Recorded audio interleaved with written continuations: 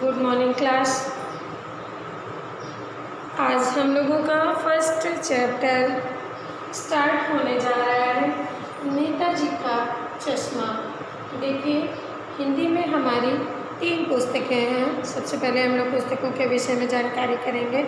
एक तो क्षितिज की है, दूसरी है कृतिका और तीसरी व्याकरण की पुस्तक चलेगी। ठीक है, तो हम लोग ये क्षितिज पुस्तक का फर्स्ट चैप्टर गद्य खंड का स्टार्ट करने जा रहे हैं। ठीक है, तो ये नेताजी का चश्मा लेसन फर्स्ट गद्य खंड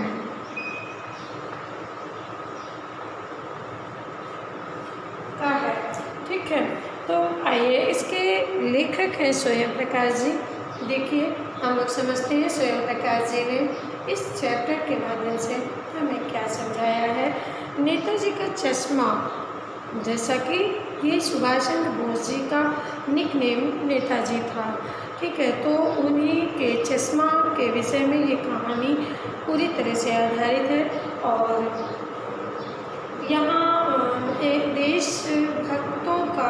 देशभक्ति के लिए लोगों को, समाज में रह रहे लोगों का प्रोत्साहन बढ़ाने के लिए कहानी स्वयं प्रकाश जी ने रचित किया है और इसे बताने का प्रयास किया है कि किस तरह से लोग देशभक्तों का सम्मान करते हैं। समाज में हर तरह के लोग हैं। कुछ लोग ऐसे हैं जो देशभक्तों का सम्मान करते हैं, तो वहीं कुछ लोग ऐसे हैं जो देशभक्तों का मजाक उड़ाते हैं। तो कुछ इस तरह से ये कहानी है। इस कहानी का सार कुल मिलाकर के देशभक्तों पर ही आधारित है। तो चलिए, आइए देखते हैं क्या कहा है। सबसे पहले हम एक पैराग्राफ रीड करेंगे, तत्पश्चात हम उसे एक्सप्लेन करेंगे। तो आप सभी उसे ध्यान से समझने का प्रयास करें। आप जब भी वीडियो प्ले करें तो पहले अपनी पुस्तक में चैप्टर खोल के रखें और जब मैं पैराग्राफ पढ़ रही हूँ तो आप उस पैराग्राफ को ध्यान से समझें, या वीडियो प्ले करने से पहले चैप्टर को आप स्वयं पहले पढ़ लें। ठीक है, तो अच्छे से समझ में आएगा। हवलदार साहब को हर 15वें दिन कंपनी के काम के सिलसिले में उस कस्बे से गुजरना पड़ता था। इस चैप्टर का मुख्य किरदार निभा रहे हैं हवलदार साहब। मुख्य कैरेक्टर कौन है?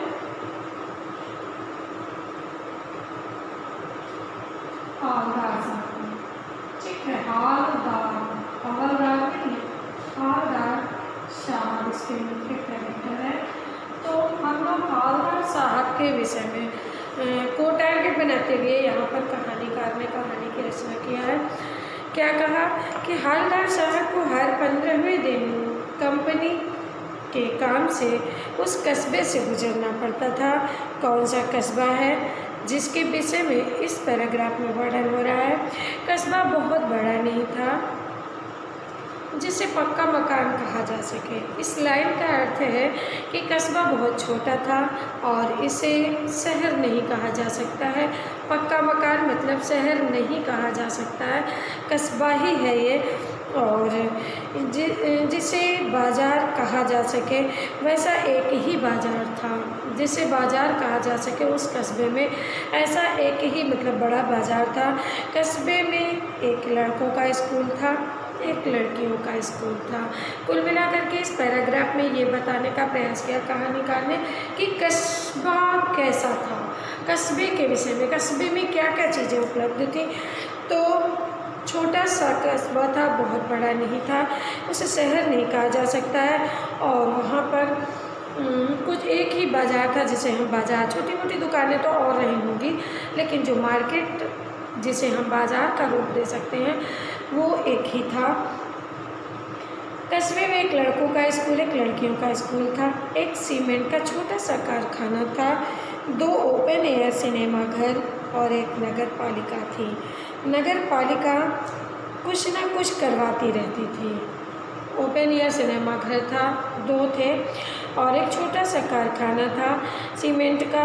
एक नगर महापालिका थी और नगर पालिका हर समय कुछ न कुछ समय पर करवाती रहती थी।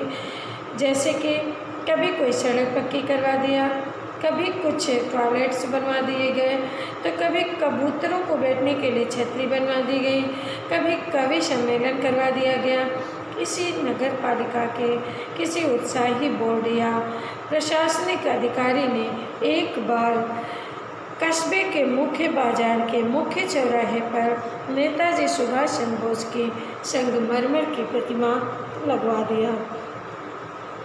तो कुल मिलाकर के आप ये समझ लीजिए कि वो नेताजी की जो संगमरमर की प्रतिमा लगी है, सारी कहानी हमारे इसी प्रतिमा के इर्द गिर्द घूमेगी। तो जब प्रतिमा लगवा दी गई है तो ये कहानी उसी के विषय में है, बल्कि उसके भी एक छोटे से हिस्से, पूरी मूर्ति के विषय में नहीं, बल्कि मूर्ति के एक छोटे से हिस्से यानी आँखों के विषय में है पूरी कहानी नेताजी का चश्मा। इसी आधार पर इस कहानी का नाम नेताजी का चश्मा रखा गया है। आइए आगे देखते हैं। पूरी बात तो अब पता नहीं, लेकिन लगता है कि देश के अच्छे मूर्तिकारों की जानकारी नहीं होने और अच्छी मूर्ति की लागत, अनुमान और उपलब्ध बजट से कहीं बहुत ज़्यादा होने के कारण काफ़ी समय ऊहापोह और चिट्ठी पत्री में बर्बाद हुआ होगा।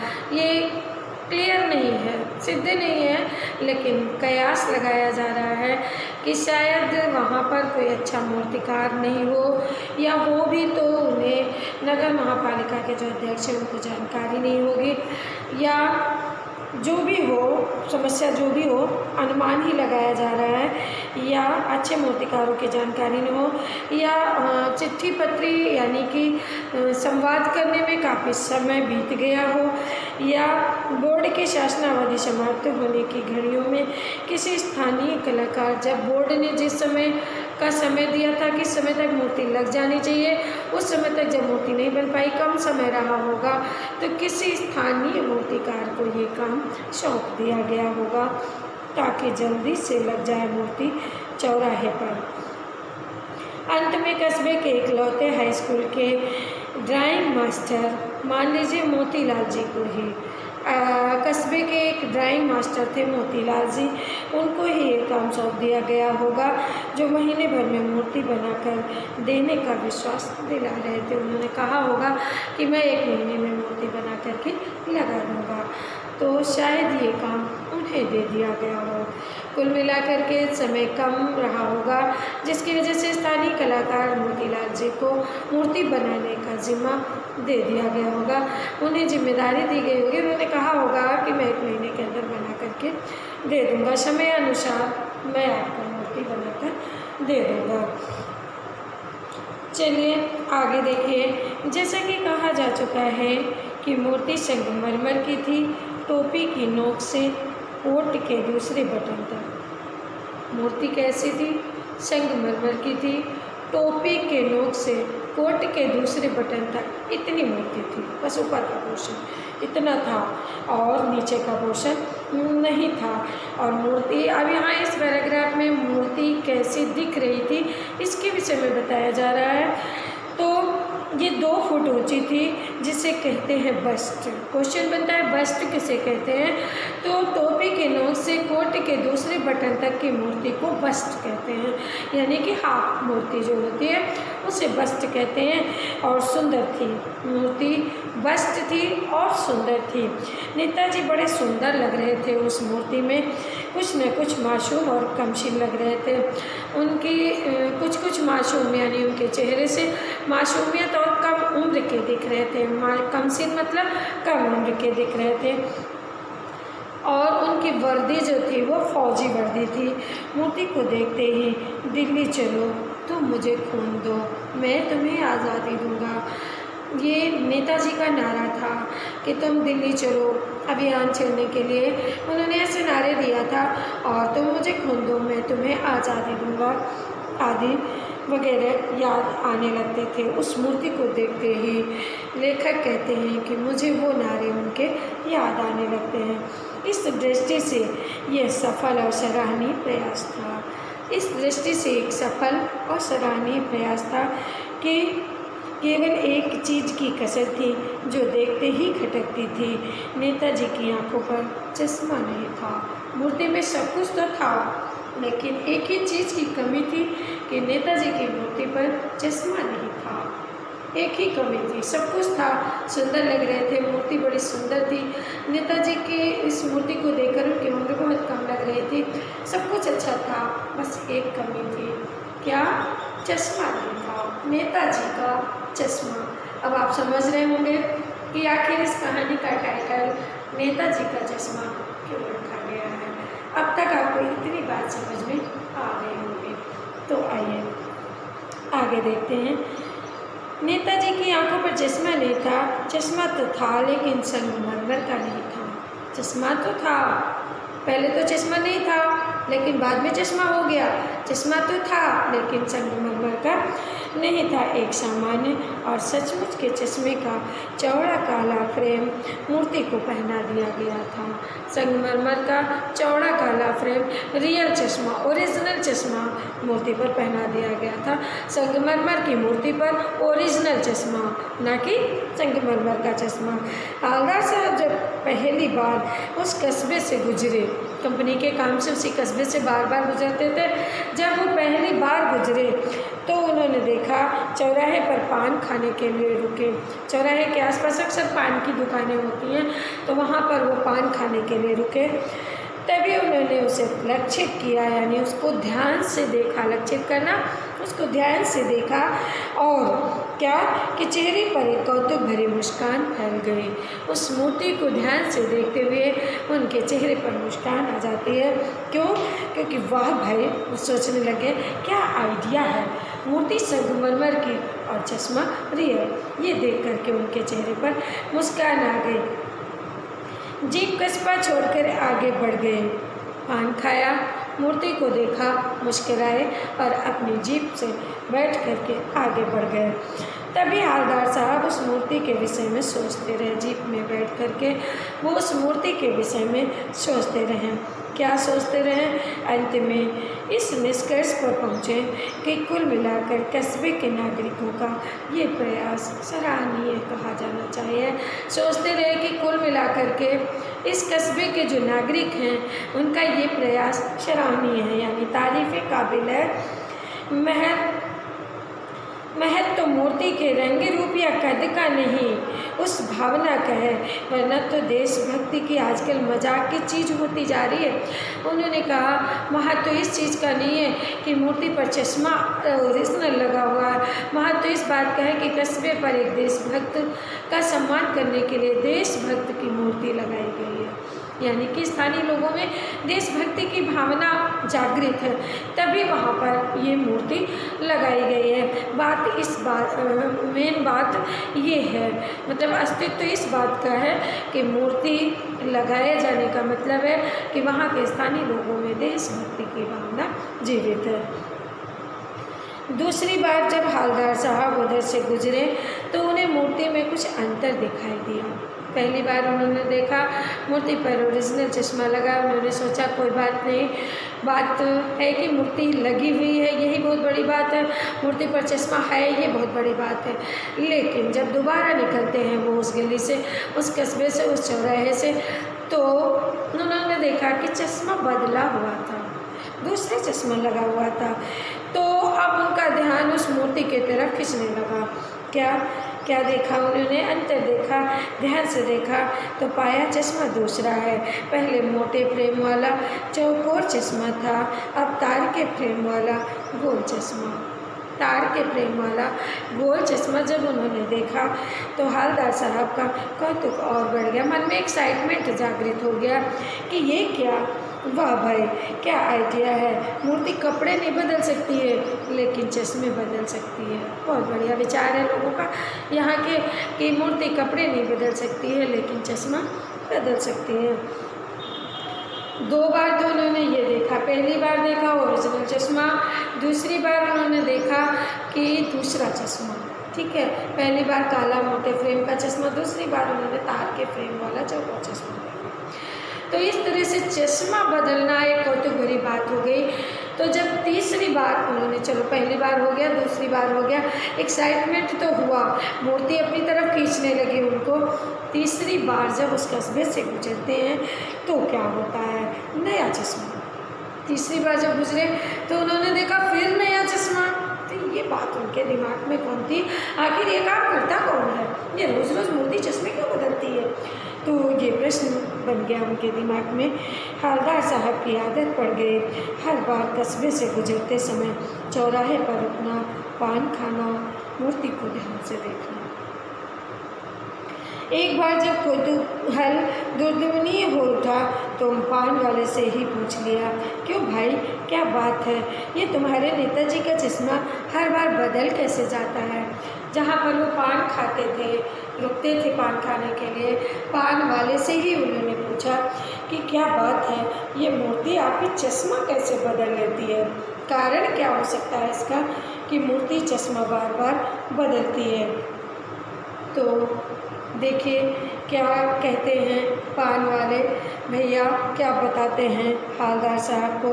पान वाले के खुद के मुंह में, यहाँ पर पान वाले का व्यक्तित्व वर्णित किया जा रहा है इस पैराग्राफ में। पान वाला स्वयं मुंह में हर समय पान भरा रहता था। यहाँ पर लोकल लैंग्वेज यूज़ की गई है। पान वाले के खुद के मुंह में पान ठूसा हुआ था। वह एक काला मोटा खुशमिजाज आदमी था। देखने में कैसा दिखता था, काले रंग का था, मोटा था, खुशमिजाज यानी मजाकिया नेचर उसका था। हवलदार साहब का प्रश्न सुनकर आंखों ही आंखों में हंसा, आंखों ही आंखों में यानी मन ही मन मुस्कराने लगा। उसकी तोंद थिरकी, पेट काफ़ी निकला हुआ था। वो हिले जब वो हंसा। पीछे मुड़कर उसने देखा, दुकान के नीचे पान थूका, अपनी लाल काली बत्ती से दिखाकर बोला, कैप्टन चश्मे वाला ये काम करता है। पान को थूका, मोटी और काली लाल काली बत्ती सी, यानी जो लोग पान खाते हैं उनके दांत जो होते हैं काले या लाल पड़ जाते हैं, तो वो बत्ती सी दिखा करके बोला कि ये चश्मे बदलने का काम जो है ये कैप्टन चश्मे वाला करता है। अच्छा, ये बात तो पता चल गई। क्या करता है? हवलदार साहब कुछ समझ नहीं पाए। क्या करता है? उन्होंने फिर से क्वेश्चन पुटअप किया, क्या करता है? ये मेरी बात कुछ समझ में नहीं आई। तो चश्मा चेंज कर देता है। पान वाले ने समझाया कि चश्मा चेंज कर देता है, और क्या कर देता है। पान वाले ने उन्हें समझाने का प्रयास किया, क्या मतलब, क्यों चेंज कर देता है। हवलदार साहब अब भी नहीं समझ पाए क्यों चेंज करता है, कारण क्या है। तो कोई जैसे, तो उन्होंने समझाया, देखो समझो, जैसे कोई ग्राहक आया, गिराक लिखा हुआ है यहाँ पर, तो इसकी मीनिंग है ग्राहक। जैसे कोई कस्टमर आया तो उसको चौड़ी चौखट वाला चश्मा चाहिए जो नेताजी की मूर्ति पर लगा हुआ है। तो अगर उसको वो चाहिए, कैप्टन किधर से लाएगा। कैप्टन क्या करता था, उस चश्मे को उतार कर कस्टमर को दे देता था और उसको मूर्ति वाले को दे दिया और उधर दूसरा चश्मा लगा दिया था। ठीक है, तो दूसरा चश्मा मूर्ति पर लगा देता था और वो चश्मा निकाल करके अपने ग्राहक को बेच देता था। ठीक है, तो ये कैप्टन काम करता था। ये बात पान वाले ने हवलदार साहब को समझाया। अब हवलदार साहब को बात कुछ समझ में आई, थोड़ा थोड़ा समझ में आई। एक चश्मे वाला है जिसका नाम है कैप्टन, उसे नेताजी के बिना चश्मे वाली मूर्ति बुरी लगती है। एक चश्मा बेचने वाला है जिसका नाम कैप्टन है, वो नेताजी की मूर्ति बिना चश्मे की नहीं देख पाता है, उसे अच्छा नहीं लगता है, इसलिए वो चश्मा लगा देता है। आहत करती है, बल्कि आहत मतलब कष्ट देती है, मानो चश्मे के बिना नेताजी को असुविधा हो रही हो, उसको कष्ट देती है। ये बात उन्हें लगता है कि नेताजी तो चश्मा लगाते थे, अगर ये मूर्ति में चश्मा नहीं लगाएंगे तो उन्हें पढ़ने में दिक्कत होगी, उन्हें देखने में दिक्कत होगी, इसलिए चश्मा होना ज़रूरी है। इसलिए वो नेताजी की मूर्ति पर बार बार चश्मा लगा देता है। इसीलिए वह अपनी छोटी सी दुकान में से उपलब्ध गिने चुने फ्रेमों में से एक नेताजी की मूर्ति पर फिट कर देता है। लेकिन अब कोई ग्राहक आता है, उसे वैसे ही फ्रेम की ज़रूरत होती है, दरकार होती है, यानी ज़रूरत होती है। जैसे मूर्ति पर लगा है तो कैप्टन चश्मे वाला मूर्ति पर लगा फ्रेम संभवतः नेताजी से क्षमा मांगते हुए लाकर ग्राहक को दे देता है। नेताजी से क्षमा मांगते हुए ला करके ग्राहक को दे देता है, और जब ग्राहक को दे देता है, ग्राहक उसे लगा लेता है, तो ग्राहक उस चश्मे को लेकर के चला जाता है और वो नया चश्मा नेताजी की मूर्ति पर लगा देते हैं। हवलदार साहब ने जब ये बात सुना, उन्होंने कहा कि आपको क्या आइडिया है, लेकिन भाई एक बात अभी भी समझ में नहीं आई। हवलदार साहब ने पान वाले से फिर पूछा, एक बात तो मेरी समझ में अभी भी नहीं आई। फिर उन्होंने पान वाले से पूछा, क्या पूछा कि नेताजी का ओरिजिनल चश्मा कहाँ है, नेताजी का ओरिजिनल चश्मा कहाँ है। तो पान वाला दूसरा पान मुँह में ठूस चुका था। दोपहर का समय था, दुकान पर भीड़ भाड़ अधिक नहीं थी। वह फिर आंखों ही आंखों में हंसा। उसकी तोंद थिरके, कत्थे की डंडी फेंक कर पीछे मुड़कर उसने पीक थूके और मुस्कुराता हुआ बोला, मास्टर बनाना भूल गया था। हवलदार साहब ने पान वाले से पूछा, एक बात समझ में नहीं आई, आखिर मूर्ति का ओरिजिनल चश्मा गया कहाँ। तब तक उसने दूसरा पान खा लिया था। हर समय उसके मुँह में पान ठूसा हुआ रहता था, भरा रहता था।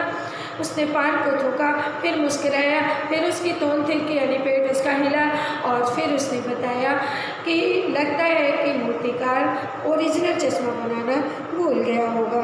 पान वाले के लिए यह एक मज़ेदार बात थी, लेकिन हवलदार साहब के लिए चकित एवं द्रवित करने वाली बात थी। पान वाले के लिए नॉर्मल बात थी, लेकिन हवलदार साहब को ये बात चकित कर देती, आश्चर्यचकित कर देती, व्यथित कर देती, परेशान कर देती है। यानी वह ठीक ही सोच रहे थे। मूर्ति के नीचे लिखा, मूर्तिकार मास्टर मोतीलाल वाकई में कस्बे का अध्यापक था। हवलदार साहब को लगा कि मेरा सोचना बिल्कुल सही था कि ये जो मूर्तिकार मोतीलाल मास्टर है, स्थानीय ड्राइंग का अध्यापक है। बेचारे ने महीने भर में मूर्ति बनाकर पटक देने का वादा कर दिया होगा, बना भी ली होगी, लेकिन पत्थर में पारदर्शी चश्मा कैसे बनाया जाए, कांच वाला यह तय नहीं कर पाया होगा। यह कोशिश की होगी, असफल रहा होगा। हवलदार साहब ने सोचा कि हो सकता है कि वो संगमरमर का चश्मा बनाते समय बारीकी के चक्कर में टूट गया हो, या कांच का चश्मा जल्दी में ना बना पाया हो, असफल रहा होगा। बनाते बनाते कुछ और बारीकी के चक्कर में चश्मा टूट गया होगा, या पत्थर का चश्मा अलग से बनाकर फिट किया गया होगा, वह निकल गया होगा। उफ। अब हवलदार साहब कुल मिलाकर के मूर्ति पर लगे हुए चश्मे के विषय में विचार विमर्श करते हैं, अत्यधिक परेशान हो जाते हैं, सोचते हैं कि आखिर कारण क्या है कि मूर्ति पर ओरिजिनल चश्मा नहीं लगा हुआ है, और इस कारण को ढूंढने का प्रयास करते हैं कि क्यों नहीं लगा है ओरिजिनल चश्मा। फिर अपने मन ही मन इस बात से समझौता कर लेते हैं कि शायद स्थानीय मास्टर मोतीलाल ने जल्दी में ये चश्मा बनाने का प्रयास किया होगा, टूट गया होगा, समय कम होगा तो या तो बारीकी के चक्कर में टूट गया होगा, या तो ओरिजिनल चश्मा लगाया होगा, गिरकर टूट गया होगा, आदि बातें वो मन में सोचते हैं, विचार आते हैं उनके तरह के कि कारण क्या है कि चश्मा ओरिजिनल मूर्ति पर नहीं है। तो बच्चों, ये आज का वीडियो आपको समझ में आया होगा कि कैसे एक मूर्ति पर चश्मे को लेकर के ये कहानी बन रही है, किस प्रकार से हवलदार साहब ने पान वाले से चश्मे के विषय में पूछा। सबसे पहले तो नगर पालिका के विषय में बताया गया फर्स्ट पैराग्राफ में कि नगर पालिका में क्या क्या चीज़ें थी। मैंने आपको बताया कि वहाँ 2 सीमेंट के कारखाने थे, एक सीमेंट का कारखाना था, छोटा सा बाजार था, एक कस्बा है जहाँ पर चौराहे पर एक मूर्ति लगी हुई है। नगर पालिका कभी कभी कुछ काम करा देती थी टाइम टू टाइम, तो उसी नगर पालिका ने मूर्ति बनाने का काम किया है। चौराहे पर जो मूर्ति स्थित है नेताजी की यानी सुभाष चंद्र बोस जी की, वो नगर पालिका ने ये काम किया है। तो नगर पालिका यानी कि कस्बे में क्या क्या चीज़ें हैं, एक सीमेंट का कारखाना है, एक लड़कों का स्कूल, एक लड़कियों का स्कूल है, और कस्बा छोटा सा एक बाजार है उसमें, और 2 ओपन एयर सिनेमा घर हैं। इस तरह से एक सीमेंट का कारखाना है। और नगर पालिका एक छोटी सी है। नगर पालिका कभी कभी छोटे मोटे काम करा दिया करती थी, कुछ सड़कें बनवा दिया, कुछ टॉयलेट्स बनवा दिया, तो कभी कबूतर के लिए छतरी बनवा दिया, तो कभी मूर्ति स्थापित करा दिया। फर्स्ट पैराग्राफ में हम लोगों ने ये जानकारी लिया। सेकंड पैराग्राफ में नेताजी की मूर्ति पर जब हालदार साहब उस कस्बे से गुजरते हैं, उन्होंने देखा ओरिजिनल चश्मा, तो उनके दिमाग में ये बात आती है, कारण क्या है, ये चश्मा ओरिजिनल लगा हुआ है। दोबारा जब वो निकलते हैं तो उन्होंने देखा चश्मा परिवर्तित हुआ मिला। उन्होंने सोचा कारण क्या है कि चश्मा बदल रहा है। तीसरी फिर उन्होंने सोचा कि इसका ये प्रश्न मैं कैसे सॉल्व करूं, तो उन्होंने पान वाले से, क्योंकि उस चौराहे से गुजरते थे तो वो पान बिना खाए आगे नहीं बढ़ते थे, तो जब उन्होंने पान वाले से पूछा तब उनका डाउट क्लियर हुआ कि चश्मा बदलने का काम एक कैप्टन चश्मे वाला करता है, जिसकी चश्मे की दुकान है, और वो अपनी दुकान में से कुछ फ्रेम निकाल करके मूर्ति पर लगा देता है, और जैसे ही वो बिक जाता है वहाँ पर दूसरा फ्रेम लगा देता है। इस तरह से इस निष्कर्ष पर तो हालदार साहब निकल चुके हैं कि मूर्ति पर चश्मा लगाने का काम कौन करता है और क्यों करता है। ठीक है, आज के वीडियो में हम लोग इतना ही पढ़ते हैं। नेक्स्ट वीडियो में हम लोग इसके आगे का वर्णन पढ़ेंगे। मेरी समझ से आपको इतना समझ में आ गया होगा कि नेताजी का चश्मा इस चैप्टर का नाम क्यों रखा गया है। धन्यवाद बच्चों।